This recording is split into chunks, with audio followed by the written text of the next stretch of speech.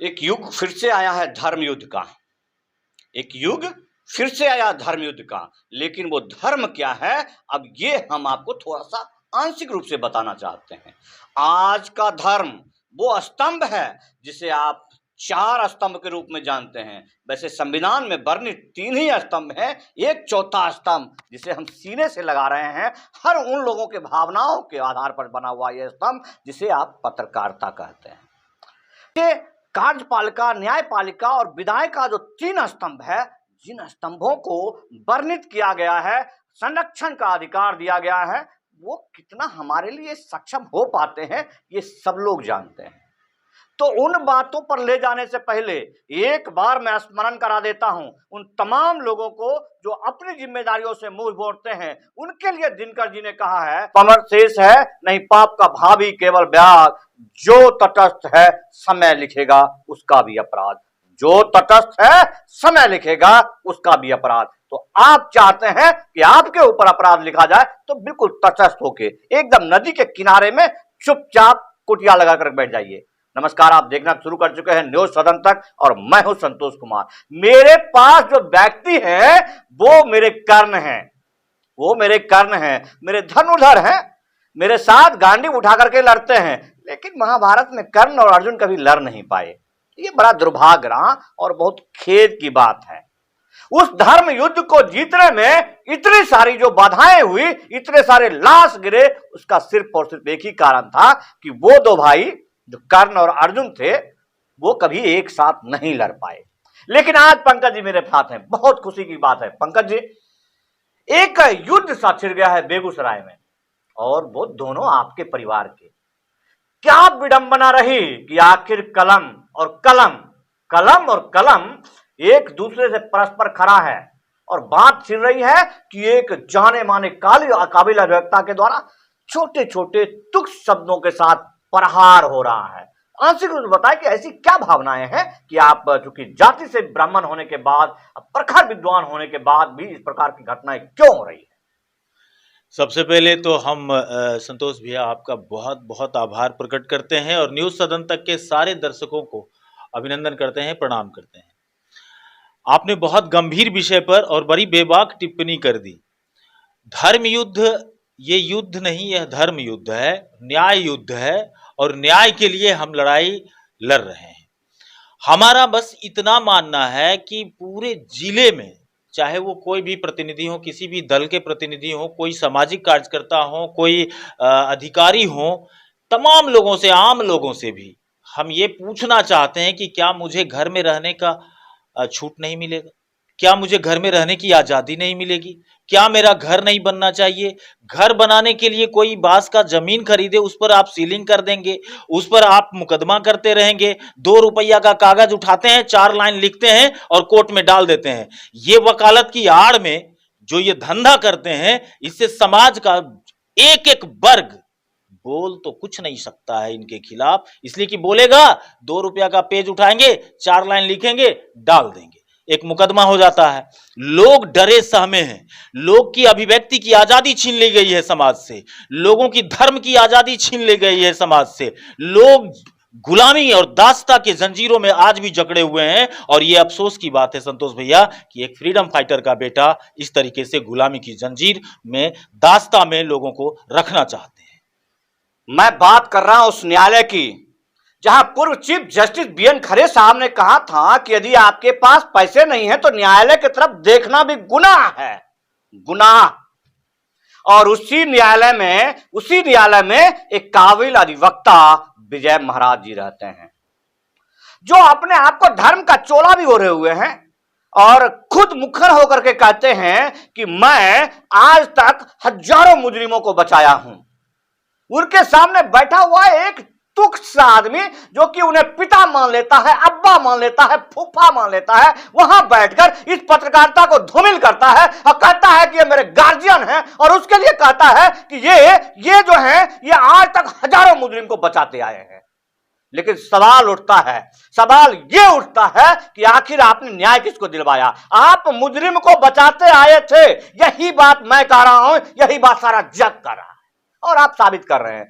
आपकी काबिलियत पर सवाल उठ रहा है साहब, आपके काबिलियत पर सवाल उठ रहा है। और यह सवाल उठवाने के लिए आप एक ऐसे तुच्छ आदमी को लेकर आते हैं जो आपको पहले गार्जियन मान लेता है, बाप मान लेता है, अब्बा मान लेता है, फूफा मान लेता है, तो फिर वो निष्पक्षता से बात कैसे करेगा? कैसे करेगा? जिसको आपने 100-200 रुपया में पहले तो बेटा बना लिया, सर बेटा बना लिया, वो आदमी कैसे निष्पक्षता से बात करेगा? नहीं कर पाएगा। और ये वो बात साबित होता है जहां पर ये कलम चौराहे पर खड़ा है और 100-100 रुपया में बिकता है, ये माइक 100-100 रुपया में बिकता है, और बेचने वाले ये तुच्छ आदमी जो आज शुरू करते हैं पत्रकारिता और माइक लेके पहुंच जाते हैं ऐसे काबिल वकील के पास, जो वकील की सिर्फ और सिर्फ मुजरिमों को बचाने का कारोबार करता है, सिर्फ और सिर्फ धर्म के नाम पर दुकान खोलकर पैसा कमाना जानता है।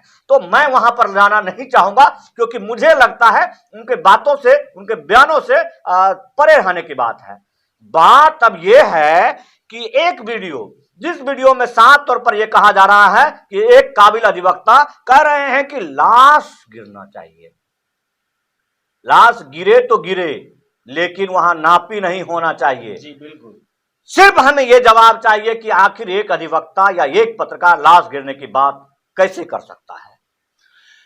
सबसे दुखद बात तो यह है कि वो अब इस पर तर्क दे रहे हैं, जिसकी पुष्टि है, जिसका ऑलरेडी वीडियोस हमारे पास उपलब्ध है और उनके पास भी वीडियोस उपलब्ध है। ऐसा नहीं है कि वहां पे कोई दूसरी और भी कोई, कहां उसके पास वीडियो उपलब्ध है? वो वीडियो वो क्यों नहीं दिखा रहे हैं जिसमें कि वो बोलते हैं कि लाश गिर जाना चाहिए? उसके बाद एक यंग आदमी जो कि बिल्कुल उच्छृंखल लग रहा है, जो कि हत्यारे के रूप में लग रहा है, वो आदमी आके 1 मिनट में फोन करके कहता है कि नहीं नहीं नहीं, आप इस प्रकार से नहीं, ये तो बोले ही नहीं, वो तो हमारे जो है वो तो महामहिम है। महामहिम ने ये बात बोला ही नहीं।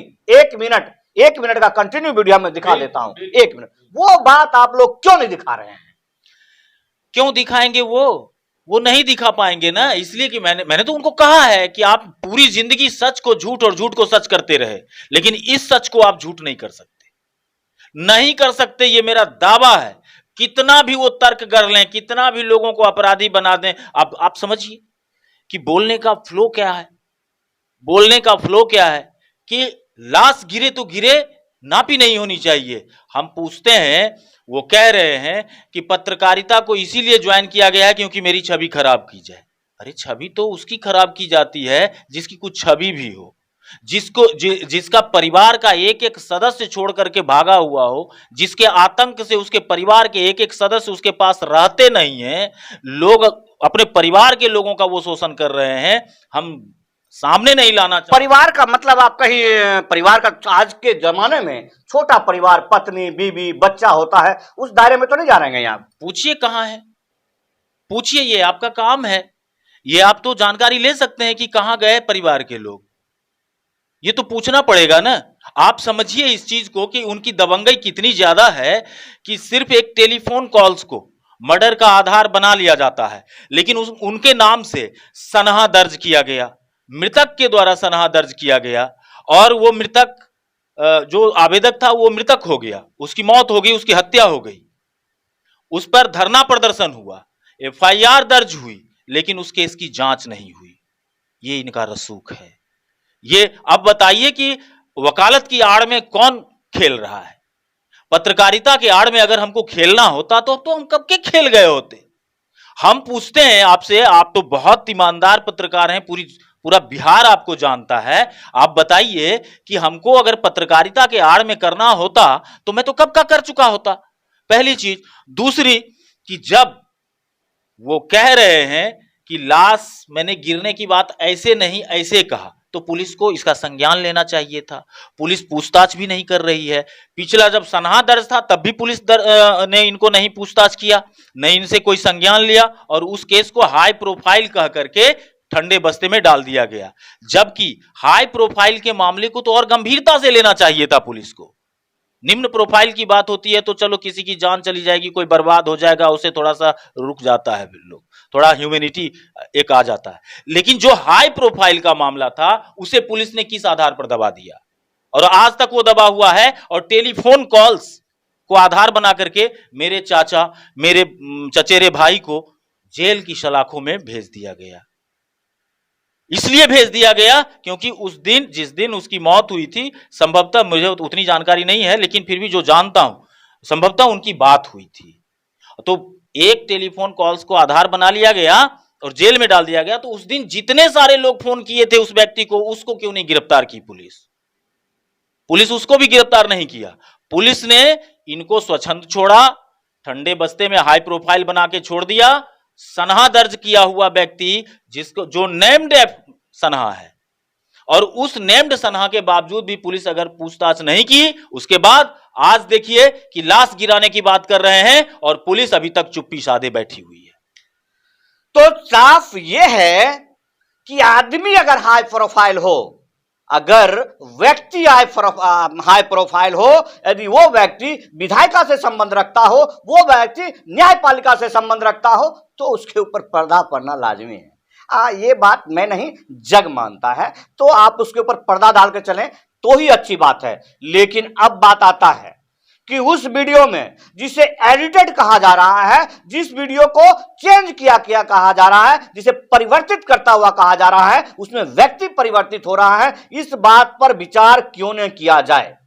आखिर क्यों न बताया जाए कि आप खुद एक कानून के जानकार आदमी हैं और आप कहते हैं कि मैंने तो अपने मैनेजर को मर जाने के लिए कहा। क्या आपका संविधान, क्या आपका कानून आपके खुद के मरने की बात पर आईपीसी की धारा लगाता है कि नहीं लगाता है? यह एक काबिल अधिवक्ता ही बोल सकता है या सही इंसान बोल सकता है। इस बात को आपने बोला कैसे, और इस बात पर हाई प्रोफाइल क्यों नहीं हुआ है, तो इस पर जांच क्यों नहीं हो रहा है? यह सवालों के घेरे में है। आखिर जुडिशियल डिपार्टमेंट, लॉ काउंसिल, आपका जो बोर्ड है, वो आपकी रजिस्ट्रेशन को रद्द क्यों नहीं किया अभी तक? यह सवालों के घेरे में है। चूंकि आप अधिवक्ता हैं, आपके ऊपर हजारों सैकड़ों मुजरिम को संरक्षित करने का, बचाने का जो गिरफ्त प्राप्त है, प्रवृत्ति प्राप्त है, इसका डर से कौन करेगा भाई? डर तो लगेगा ना। मुझे तो डर नहीं लगता है।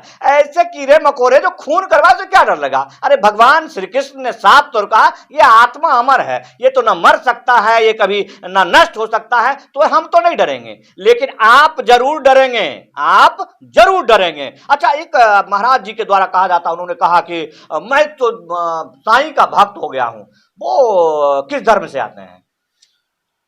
सबसे पहले तो हम आपको बता दें कि उनका कोई धर्म ही नहीं है। नहीं, मतलब अभी तक तो सनातन धर्म है ना वो। हाँ, सनातन धर्म है। तो आपको नहीं पता कि साईं मंदिर में अरबों खरबों के हिसाब से वहां मिलने वाले चढ़ावा के लोभ में एक वकील जो कि 1500 के लोभ में किसी मुजरिम को बचा देता है, वो इतना बड़ा साईं वन का दुकान खोल गया चंदा के लिए ना। उनका दावा है कि मैं सैकड़ों लोगों का फ्री ऑफ कॉस्ट मदद करता हूं। मैं सैकड़ों लोगों के लिए, मुझे फोन आते हैं, मैं तो नहीं देखा हूं मदद करते हुए। मैं तो उनको 500 रुपए के एमसीबीसी करते हुए देखा हूं। सुनिए ना, हम जो कह रहे हैं उसको सुन लिया जाए थोड़ा। वो अगर मदद करते हैं, बीटी न्यूज पर आरोप लगाते हैं, बीटी न्यूज जितना वो पूरे जीवन में लोगों को न्याय तक पहुंचाए होंगे ना, उतना प्रतिदिन बीटी न्यूज लोगों को न्याय की चौखट तक पहुंचाता है। बेगूसराय के सारे मीडिया कर्मी लोगों को न्याय की चौखट तक पहुंचाने का काम करते हैं। और इसे वो एडिटिंग की बात वो करते हैं। एडिटिंग तो वो अपनी भाषा की कर रहे हैं। शायद पंकज जी, एक मिनट पंकज जी, आप शायद समझ नहीं पाए उनके राजनीतिक को और उनके भावनाओं को। वो बीटी न्यूज पर आरोप नहीं लगा रहे हैं, वो बीटी न्यूज को बरगला रहे हैं, सहानुभूति बैठकर अपने और खींचने का प्रयास कर रहे हैं। वो कह रहे हैं कि मैं बीटी न्यूज के संस्थापक को जानता नहीं हूं, बीटी न्यूज के संचालक को नहीं जानता हूं। वो वहां उसके आड़ में बैठा एक आदमी ये कह रहा है कि बीटी न्यूज के माध्यम से वो स्वघोषित पत्रकारिता कर रहे हैं, वो ऐसे लिख रहे हैं, वैसे लिख रहे हैं, और वो कांग्रेस नहीं जान रहे हैं। जबकि उस वीडियो में वहीं पर बीटी न्यूज का संस्थापक ने सबसे पहला, वो व्यक्ति में एक वेल एजुकेटेड बीटेक किया हुआ एक आदमी जो कि पत्रकारिता कर रहा है, इतना बड़ा प्लेटफॉर्म खड़ा किया हुआ, उसने वहीं पर आपत्ति जताया है। वो फ्यू सेकंड का वीडियो मैं आपको सुना देता हूं, उनके स्वर को सुना देता हूं कि एक वकील ऐसी बातें क्यों बोल सकता है। लेकिन वो तो आपको बरगला रहे हैं। ये वकील के लवादे में कुछ होशियारी समझदारी है, कुछ और है। ये वकील नहीं है। ये अगर वकील रहते तो इनको पता ही नहीं है कि इस केस में जो 43 साल से केस चल रहा है, जिस टाइटल की चर्चा करते फिरते हैं, जाप कर रहे हैं, वो टाइटल में कौन मुद्दा है, कौन मुद्दालय है, इसकी भी जानकारी इस वकील को नहीं है। ये कितना गंदा तरीका से उसे लॉज कराए हैं। एडीजी के खिलाफ सब जज में चले गए, बोर्ड ऑफ रेवेन्यू के खिलाफ सब जज में चले गए, और मुद्दा संजुक्ता देवी जो हमारे दादाजी की बड़ी बहू है, उनके साथ दादाजी का नाम पति में डाल दिया। अब आप समझिए कि इनको कोई जानकारी है क्या इस केस को? नहीं, वो एक्चुअल में अधिवक्ता है, वो किसी को किसी के द्वारा रिश्तेदारी साबित कर सकते हैं। ये कोई बड़ी बात नहीं है। बड़ी बात ये है कि आप जो आरोप लगा रहे हैं, आप जो कह रहे हैं कि वहां खड़ा सभी लोग हथियारबंद थे। बात ये कह रहा है कि ये शब्दों की जादूगरी, जिस जादूगरी को आप कह रहे हैं, उस जादूगरी को आपने अभी तक साबित क्यों नहीं किया? आप कह रहे हैं कि आप वहां पर जितने लोग गए थे वो सब हथियारबंद थे। उस भीड़ में जहां पर कि एक रिप्रेजेंटेटिव करता हुआ अमीन खड़ा है, सीओ का खड़ा है, जो प्रशासन का आदमी है, उसके सामने कह रहे हैं कि पत्रकार लोग, माइक नहीं दिखेगा तो पत्रकार नहीं होता, हमेशा हम माइक हाथ में लेके चले ऐसे ऐसे करके।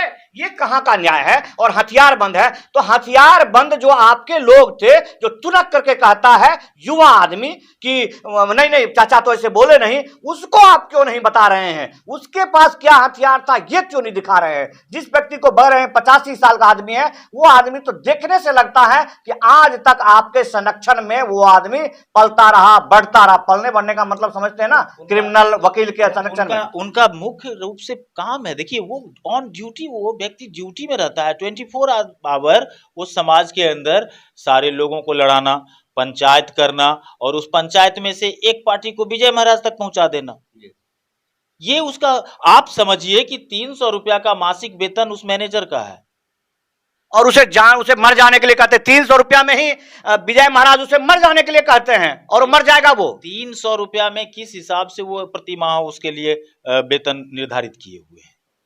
सवाल उठता है कि 300 रुपया एक दिन की मजदूरी होती है, पूरे महीने की मजदूरी उसके दे रहे हैं। ये सवाल मैं पूरा कर देता हूं आपको। ये सवाल वहां पूरा कर देता हूं जहां वो कहते हैं कि मैं मुफ्त में मुजरिमों को छुड़ा देता हूं।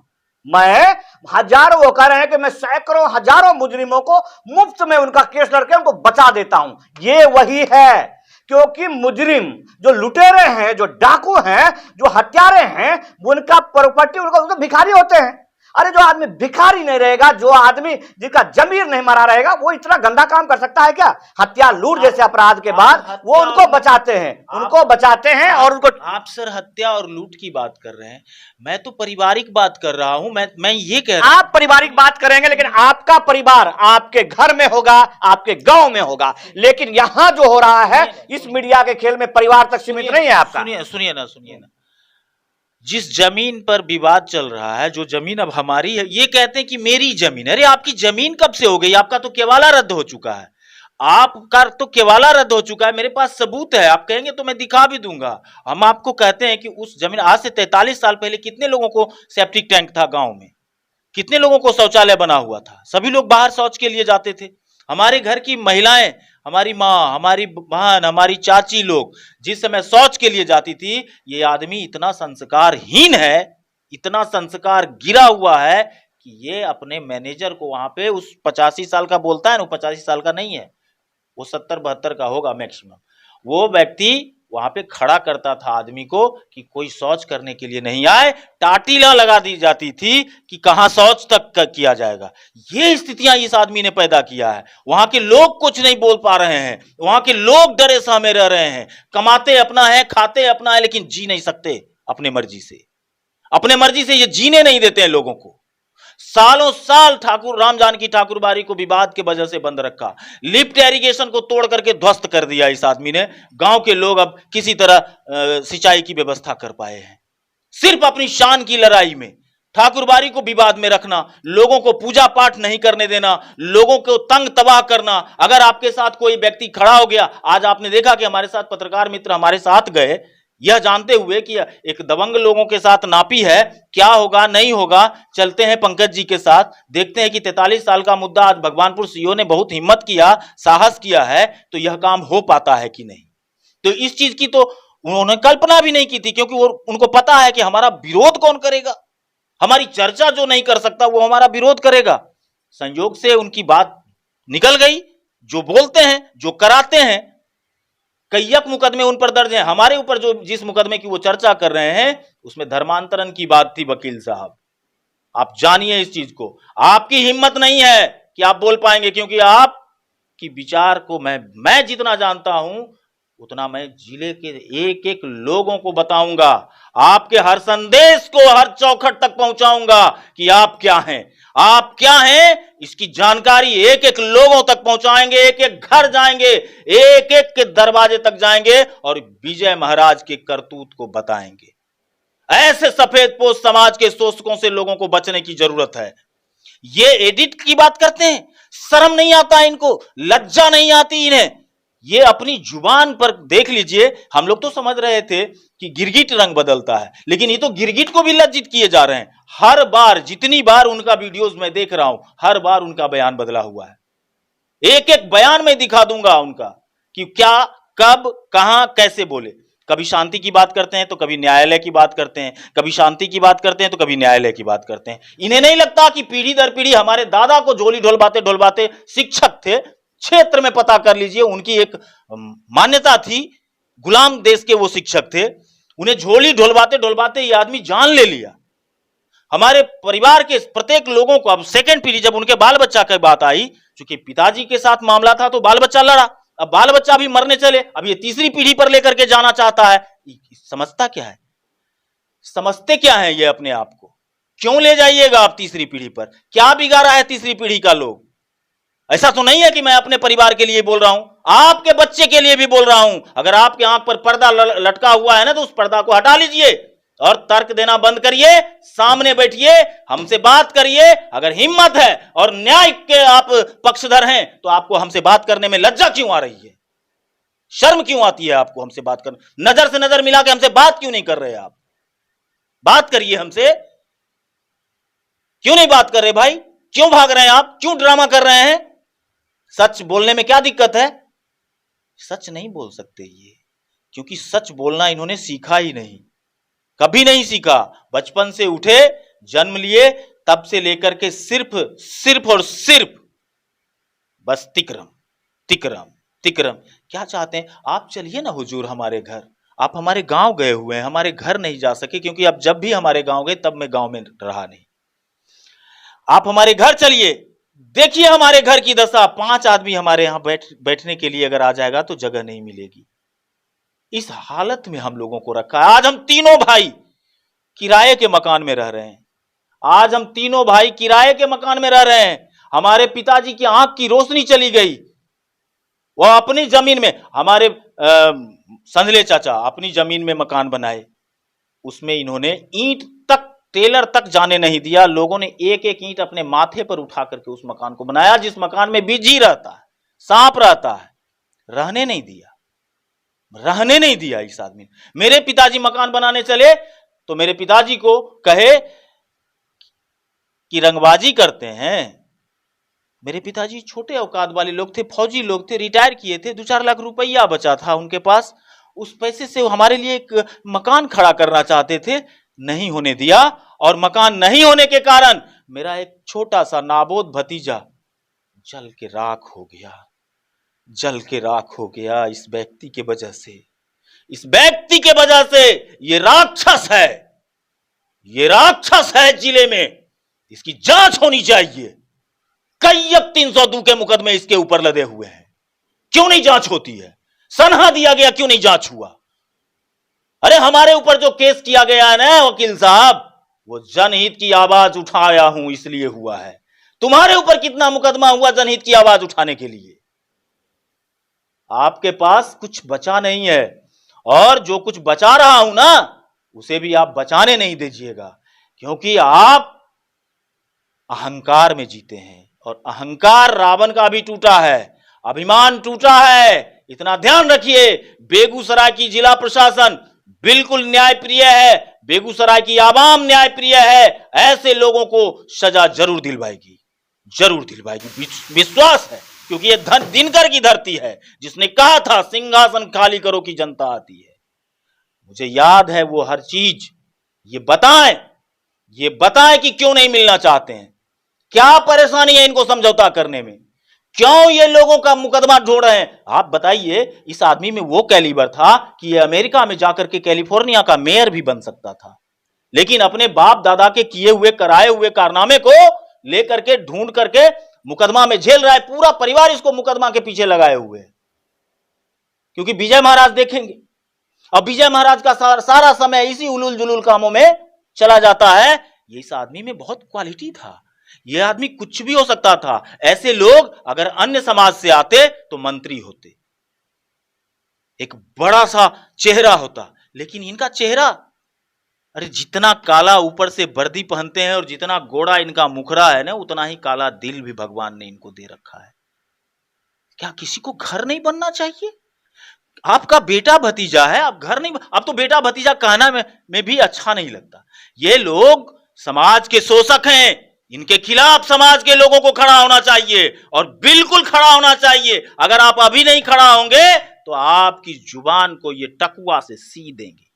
आज आप बोल नहीं पाते हैं, कल आप अपने घरों में भी चैन से नहीं खा सकिएगा रोटी। नहीं तो आइए सामने और कहिए कि आपके धर्म का हनन किया जा रहा है, आपकी अभिव्यक्ति की आजादी को छीन लिया गया है, आपके समानता के अधिकार को छीन लिया गया है। ऐसे लोगों के खिलाफ प्रशासन को पूछताछ करना चाहिए। मैं अपील करना चाहूंगा बेगूसराय के जिलाधिकारी से, बेगूसराय के आरक्षी अधीक्षक महोदय से, कि इनके किए की इनको सजा मिलनी चाहिए। ये कानून का राज है। इन्होंने कैसे कह दिया लाश गिरे तो गिरे, लाश गिरे तो गिरे कैसे कह दिया? अगर कह दिया तो किसकी लाश गिराने वाले थे? आज हमारे तीनों भाइयों की रेकी कराई जा रही है, रेकी करवा रहा है ये आदमी। ये क्या समझते हैं कि हमें पता नहीं चलता? हमें सब पता चलता है। करा लीजिए, कल कोई घटना हो जाएगी तो पुलिस प्रशासन जिम्मेवार होगी, सीधी बात है। अगर सामना सामनी धमकी आप देंगे और धमकी का वीडियोस वायरल होगा तो इस आधार पर पुलिस को पूछताछ करनी चाहिए थी। लेकिन पुलिस चुप क्यों है? पुलिस तब भी चुप थी पत्रकार बंधु जब सनहा दर्ज था, एफआईआर हुई, धरना प्रदर्शन हुआ, बेगूसराय से ये गायब भी रहे, लेकिन पुलिस ने इनका कुछ नहीं बिगाड़ा। और आज भी पुलिस, जब इनका बाजाबता ऑडियो वीडियो वायरल हुआ, तब भी पुलिस पूछताछ नहीं कर रही है। आपको क्या लगता है कि ये ठीक बोलते हैं ना कि न्यायालय जज हमारे पॉकेट में है? ये तो ठीक बात बोलते हैं, ये तो बिल्कुल सही बोलते हैं ना। ये तो बहुत लंबी बात हुई, सारे भावनाओं को इन्होंने प्रस्तुत कर दिया। आज भी कानून का अकबाल है। एक कोर्ट ही ऐसा है जिसके माध्यम से हम हौसले के साथ, भरोसे के साथ किसी भी आदमी को कभी भी धमकी देते हैं, I will see in your court, हम तुम्हें अदालत में देखेंगे। इसके अलावा कोई दरवाजा नहीं बचा हुआ है। वहां एक देवी जो आंखों पर पट्टी लगा करके बैठी है, सिर्फ इसलिए बैठी है कि वो उन आदमियों को, उन मजलूमों को, उन निर्दोष लोगों को बचा सके, सिर्फ और सिर्फ दोषी को देख सके। लेकिन वहां उनकी आड़ में ऐसे लोग रहते हैं। मुझे बड़ा खेद हो रहा है, बहुत खेद हो रहा है मुझे कि मैंने भी फोन करके उनसे बात करना चाहा, लेकिन वो अपने व्यस्तता का प्रमाण दिया, उन्होंने अपने व्यस्तता का प्रमाण दिया। लेकिन हम वो 300 रुपया में बिकने वाले पत्रकार थोड़े हैं कि आपके व्यस्तता को मारेंगे और आप जब हम कहेंगे तो हम आपके पास दुम हिलाते जाएंगे। आपके जैसे जैसे वकील तो हम खरीदते हैं ना, अरे हमारे फीस पर आप चलते हैं तो हम आपके अनुसार चलेंगे कि आपको हमारे अनुसार चलना पड़ेगा। लेकिन उसके लिए सत्यता होनी चाहिए, उसके लिए जमीर का जिंदा होना चाहिए, कानून पर विश्वास होना चाहिए, यह नहीं कि कानून की आड़ में फर्जीवाड़ा का होना चाहिए। तो आज मैं आपको यहीं छोड़ जाता हूं, आपको उस विश्वास के साथ कि आप इस वीडियो को तो कम से कम जरूर शेयर करेंगे और समझेंगे और समझाएंगे कि अधिवक्ताओं का खेल क्या है। ऐसे अधिवक्ता का जो कह रहे हैं कि पत्रकार वर्सेज अधिवक्ता नहीं हुआ है, हुआ है जब आपने कोर्ट ब्रेकिंग के द्वारा चलता हुआ एक पोर्टल से, ऐसा ही पोर्टल से जब आपने अपने बयान को रखा और तोड़ मरोड़ करके खुद स्वीकार किया कि मैंने कहा कि लाश गिरना चाहिए, भले वो आपके मैनेजर का हो, लेकिन आपने कहा तो सही। और यह घोर निंदनीय है, घोर निंदनीय है। कोई भी इंसान, कोई भी बुद्धिजीवी व्यक्ति लाश गिरने की बात कर ही नहीं सकता है, बिल्कुल नहीं कर सकता है। और जो कर रहा है मेरी तरफ से वो अधिवक्ता या काबिल अधिवक्ता कहने की योग्यता नहीं रखता है। तो आप में भावनात्मक लगाव है, आप इस समाज के ऐसे पाखंडियों का पर्दाफाश करना चाहते हैं, तो कृपया इस वीडियो को शेयर करें और ज्यादा से ज्यादा शेयर करें और ऐसे लोगों तक तो जरूर पहुंचाएं, ऐसे लोगों तक जरूर पहुंचाएं जो 300 रुपया में माइक खिलाते हुए पहुंच जाता है, फूफा जी, अब्बा जी, बाबा जी, आप कहिए आप तो महान हैं, आप तो मेरे अब्बा हैं, हुजूर हैं, कह के 300 रुपया देंगे और 300 रुपया में आप किसी के ऊपर आरोप मर देते हैं, पूरे पत्रकारिता पर आरोप मर देते हैं और पूरे उन लोगों के ऊपर जो स्वतंत्र रूप से पत्रकारिता करते हैं उनका सर्टिफिकेट मान लेते हैं। आपके पास कौन सा सर्टिफिकेट है? आपके पास कौन सा सर्टिफिकेट है? एक एक लफ्ज में खामियां हैं और आप ऐसी बातें करेंगे। आप तो चलिए छोड़ जाता हूं मैं आपको, आपके ऊपर आपके विश्वास से कि आप उन लोगों के प्रति भावना रखें जो पारिवारिक रूप से धृतराष्ट्र बनकर महाभारत का ये तांडव हो रहा है। इस तांडव में एक धृतराष्ट्र जिसे कि गद्दी मिल गई है, जिसे कि कानून का ये कलम मिल गया है, गलती से, मिस्टेक से, बाय द मिस्टेक इसका दुरुपयोग कर रहा है और अपने परिवार को झोंक रहा है बलि की बेदी में, सिंहासन के लोभ में, उन तमाम चीजों को हफोसने के लोभ में। और उसका परिणाम आपको पता होगा, उस महाभारत का परिणाम आपको पता नहीं होगा, लेकिन आपने देखा तो सही, आज इतिहास है और उस इतिहास को दोहराया जा रहा है। जय हिंद, वंदे मातरम।